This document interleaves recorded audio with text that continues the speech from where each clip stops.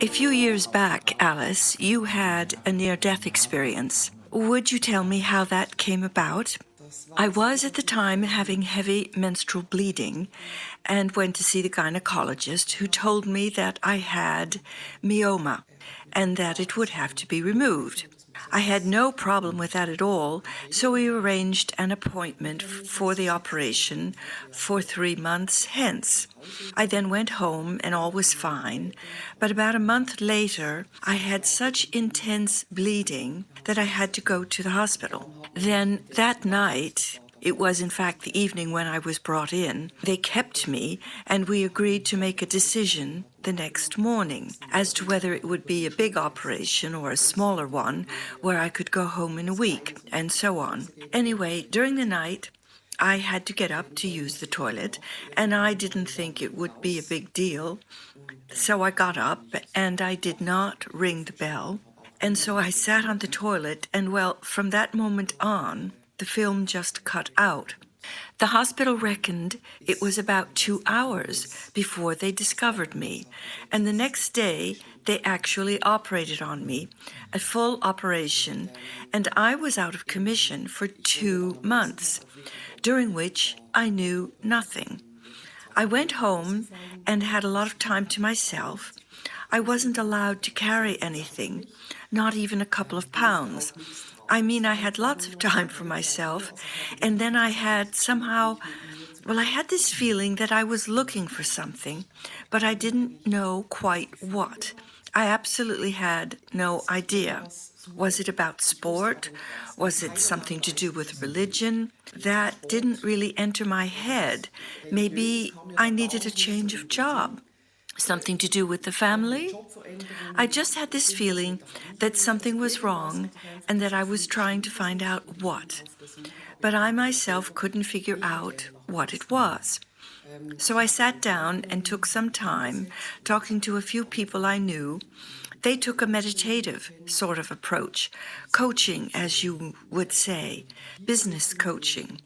And at some point, someone said I should give meditation a try to see if it could help me figure this whole thing out. So I started quietly meditating and also using Qigong and going through umpteen different things like Zen yoga, etc. Until I actually came to yoga itself. I started with that and got to know people who had experience of these things. Not so much in near-death experiences, but in coaching, a bit of esoteric stuff. So we started talking, and it soon became clear that something was wrong with me, but I still didn't know what. Then I sat down and began, for whatever reason, to watch short YouTube videos about meditation and so on. There's a lot of information out there. Eventually, I found videos about near-death experiences. I watched a few, and that was very, very emotional, truly. I told colleagues it was emotional for them too, but not like it was for me.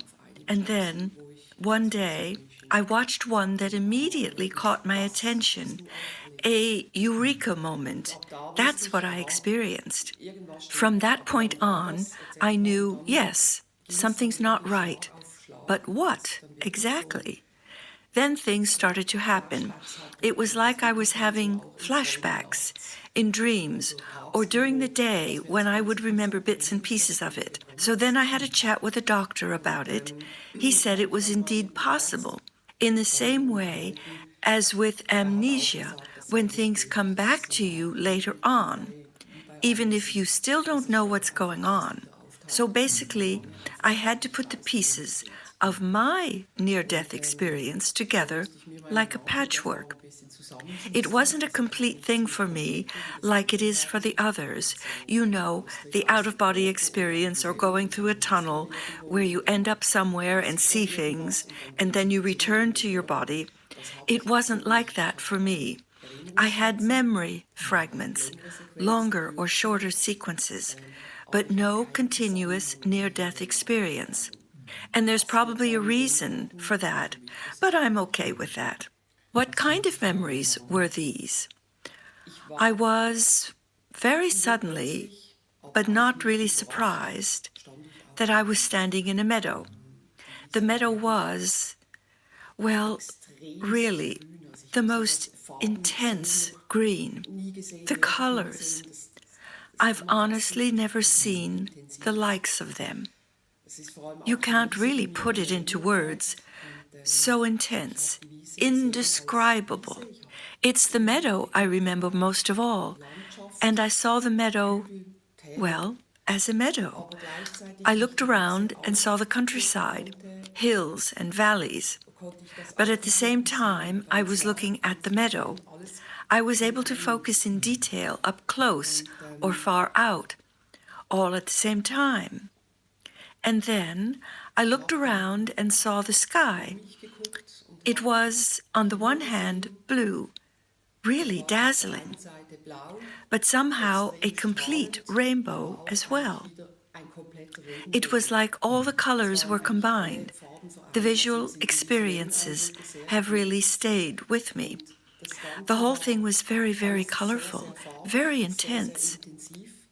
And music was all around. Everything was in vibration and energy. It was like everything belonged together. It's not like here, where you hear music and then you see something after that, the sky, the ground. It's all in vibration. It's all music, and it's all in harmony.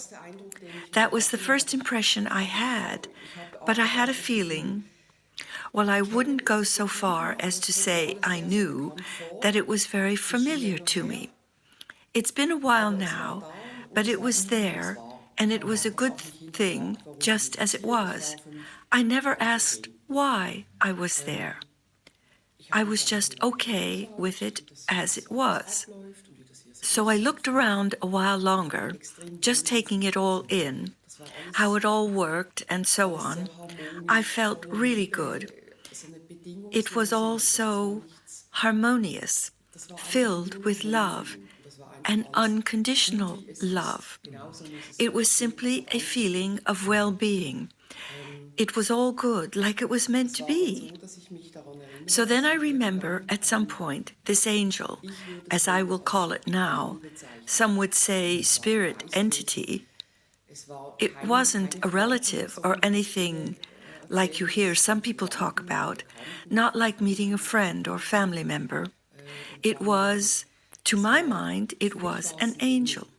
It was something different from myself. I briefly looked at myself and saw that I was much bigger than I am on earth. Much, much bigger. And pure energy, light. I was light as well. This being was some sort of companion for me, a guide, a mentor, protector. In a word, an angel. Was this a male or female being? Well now, yes, that's something I'm often asked about. I really couldn't say, neither one nor the other. For me, it was, and this really is very important, not a person who had died. It wasn't a thing like me. It was different. That's important to say. I would describe it as, and you must realize I was raised as a Christian, an angel. It looked different from me, but was also full of light and full of, a radiantly beautiful thing, simply breathtaking. Then, at my request, we swept across the landscape, if I can put it like that. I absolutely had to see more of this world. I was so curious. What else is there to see? I want to see what it's like here. So this being took me across the countryside, like Superman, you might say. It was really great. Then we actually flew over landscapes, much like we have on Earth, but in a more, shall I say, romantic sort of way. There were little ponds and villages with little houses, with thatched roofs, everything natural. I saw people with dogs that were playing there, And I'm not a great dog fan. In fact, I'm afraid of dogs. That was a bit of a shock right there. You mean there are dogs here? It was all very exciting for me. Parts of it I couldn't understand. I was a bit, how can I say, confused. You mean to say they have dogs here? Surely not dogs. And they were all very friendly, and I sort of waved to them from above, and they waved back. It was a very childlike idea of what the afterlife is like. I sort of have the feeling that everyone would have their own kind of unique experience. That you first of all arrive in a place where you feel good, something not too abstract. That you are received in a way that isn't a sudden shock, but rather with a gentle introduction of sorts. And then we flew on, and I seem to remember that I was shown a golden city, really of the purest gold, with this gigantic door in front of it. I was thinking later on, how come I'm seeing a golden city? That's so mundane. Everyone else is talking about unconditional love and feelings, and here I'm seeing a golden city. For me, that just didn't fit at all. But I remembered having heard a lot of Bible stories from my grandmother as a child. There's one about a golden city with the big city walls made of gold, and it could well be that this was somehow transferred, so that one experienced a somewhat similar thing again. And I remember that there was, I myself, a being of light. There was a guide present, let's call it an angel. And there was this all-encompassing, omnipresent energy, which I would now call God. And this was a feeling? Yes, at first, it was just a feeling. You can't really say it was just feeling. It was everything. It penetrated you. It's sensation, vibration, energy. You see it, but that at the same time, you don't see it. That's the most difficult thing to describe. It's inside of you. It's all around you. It's what you are made of. You are part of it. And there was somewhere, it seemed to me as being somehow in the sky, a sort of round blackness, a nothingness, something that was so black that it was actually shining. And you were able to nibble knowledge there. When you had a question, the knowledge was somehow concentrated there. I would describe it as concentrating knowledge. And you were able to take whatever you liked from it and absorb knowledge, because everyone has a lot of questions. And all of these had already been answered at some time before. I know I asked a lot of questions and got a lot of answers, but I wasn't able to bring them back here because our human brains aren't built. They simply aren't capable of containing it here.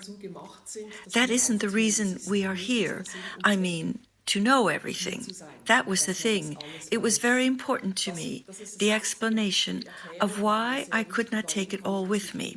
I could have done so much with that knowledge, but that isn't the purpose behind things. That is something that remains very vividly with me. This golden city, from what perspective did you see it? From above? Yes, a bird's eye view from above. Was there a wall around the city? Yes, there was a city wall, a countryside, hills, little ponds with these people. They all looked to be sort of dressed in white. But really, it was just energy. And this golden city, it had this, as I remember when seen from above and down to the right, this incredibly large, just this huge golden gateway. It impressed me so much. It was closed, and it was surrounded with a golden wall, which reminded me of something oriental, and inside were houses, all golden, and people were living there too. But what the purpose of it all was, I couldn't say. And what effect has this near-death experience had on your subsequent life? Nowadays, I'm still searching somewhat, but as for what happens after death, I'm sure it continues in some form. There is no death. It's only a transition to something else. That is, something that has really changed. I don't have the slightest fear of death anymore. Quite the opposite, in fact. There are people who say I'm very humorous about the whole thing, which I really am. My life has changed in the sense of something internal, not so much on the outside, although my children say I've changed a great deal. In fact, they say I'm much more easygoing. Thank you so much, Alice, for the interview. You're welcome.